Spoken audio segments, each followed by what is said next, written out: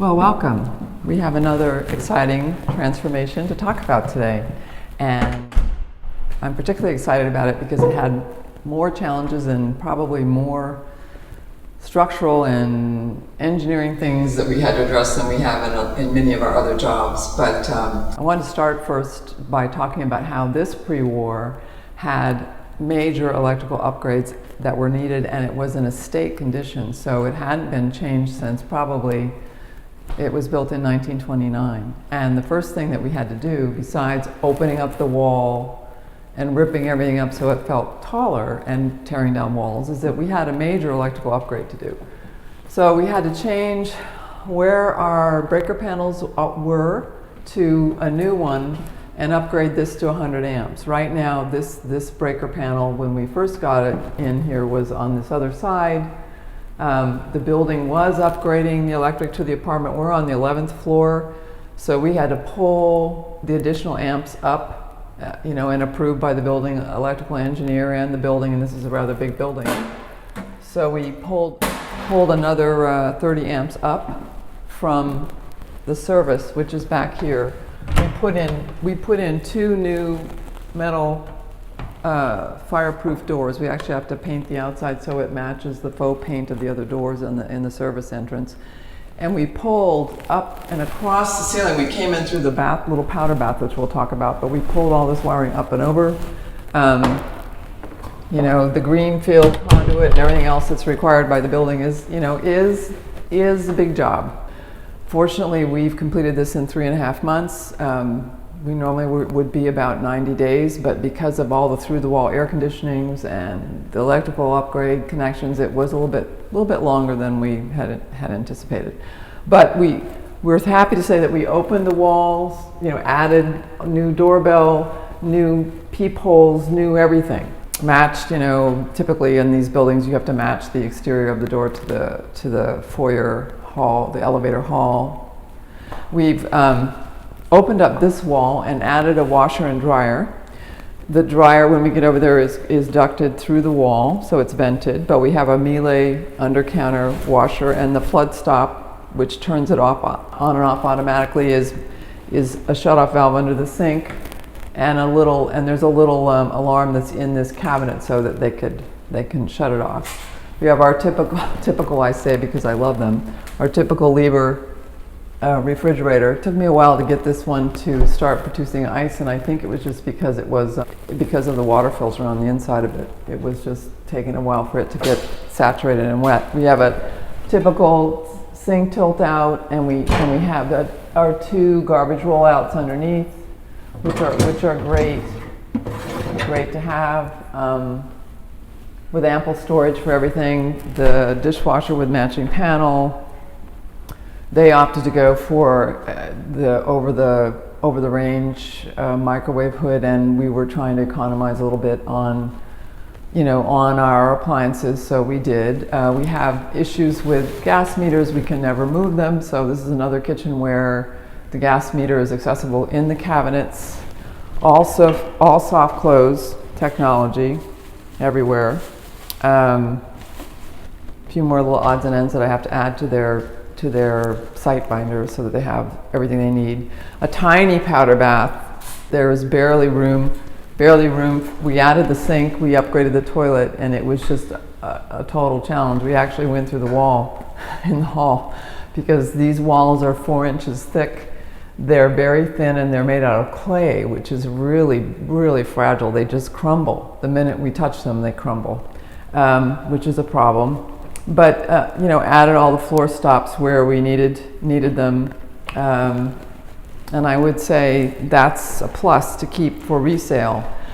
The upper cabinets over the peninsula island, glass shelves coming in, but it's open from both sides, which is really great. It gives us a lot more storage for them because this is kind of a great room where we're going to have the living room and the dining room combined. Ample storage in soft close, and I think I'm going to step backwards because we missed one of the feature items in the kitchen. So one of our challenges was that this couple cooks a lot, and it was really important for us to do a number of things. But besides really customizing this to any client's taste. We really were challenged by having a master chef pantry, so this is one of the best available. It's just amazing to see a master chef pantry. They run about $3,500 to have something like this, but it's just fabulous. It clearly achieves the goal. And one of the other things that happened is we had a little surprise when we ripped down a wall. This cabinet, as you can see, is much less shallow. It probably ends right about there. And the reason it ends there is because there's a giant riser in here, and it happens to be gas.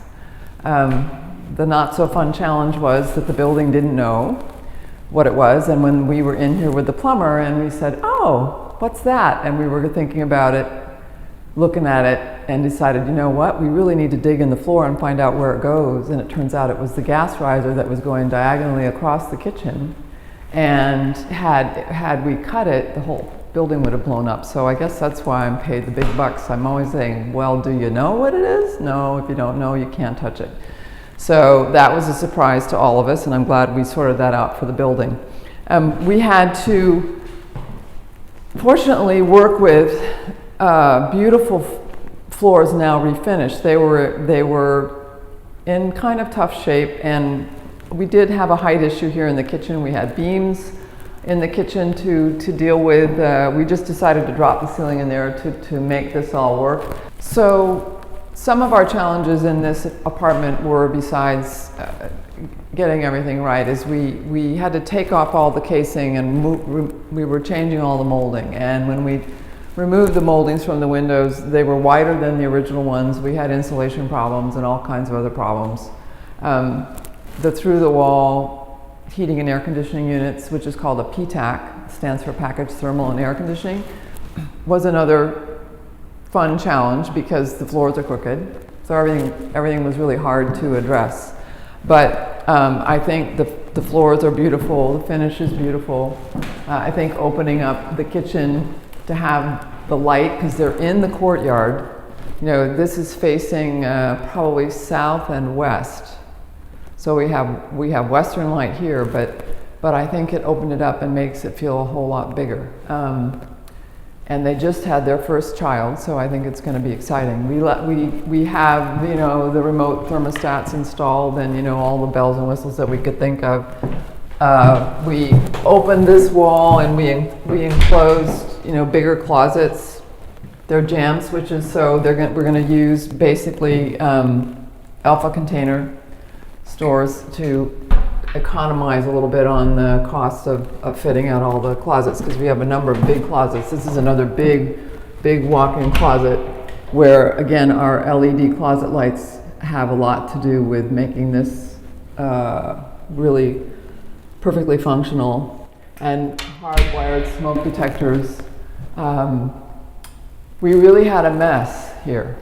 To be honest, it was really terrible. So all the moldings are off, all the moldings are new.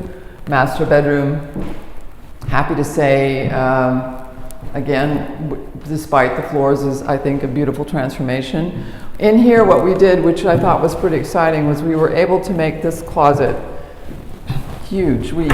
What we did is we added depth on this wall. So what happens is, and probably nicer to see it when they finally have it fitted out, we really made this a wall-to-wall closet for a big walk-in over there, and then I think it really satisfies the needs that they have for storage. It's going to make a big difference.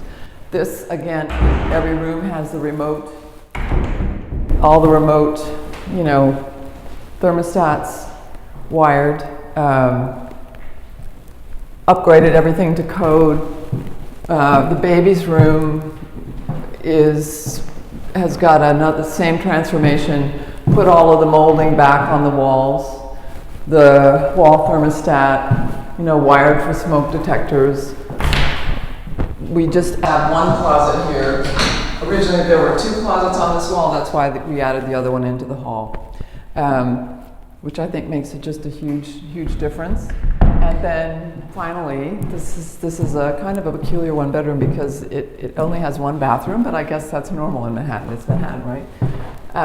This was a mess, and I think probably have done the biggest transformation that I can see here. And that's because between the radiant heat, straightening out the walls, adding a custom medicine cabinet. There's soundproofing on the other side, the entire wall. So this is a very quiet bathroom. Radiant heat's on, all my typical lighting. We actually installed this medicine cabinet because she's an actress, so that when we open both sides of these Roburn mirrors, that we're able to see behind us, see our hair, and have a real completely, functional dressing room, sort of, for somebody who really needs to use this that way. My custom vanities, which of course I'm very biased because they always wrap around the plumbing, and there's a toe kick drawer in there. Tight, but honestly just stunning. This was a mess. This was just a mess. And so what we were able to do was box out the tile. We actually went with bigger tile and to try to minimize our cuts in the grout lines, but we've used a cedar stone, kind of a softer color, which is called Blizzard, a T-for-2 Kohler tub with the inline frameless glass, Starfire glass here, a ceiling mounted rain shower, and then the wall mounted shower head too for, depending on what your bathing needs might be. But I think all in all, this is going to be probably a tremendous transformation for them. I think it's probably one of the biggest, although I say that a lot. But let's say ciao for now, and we'll see you at the next.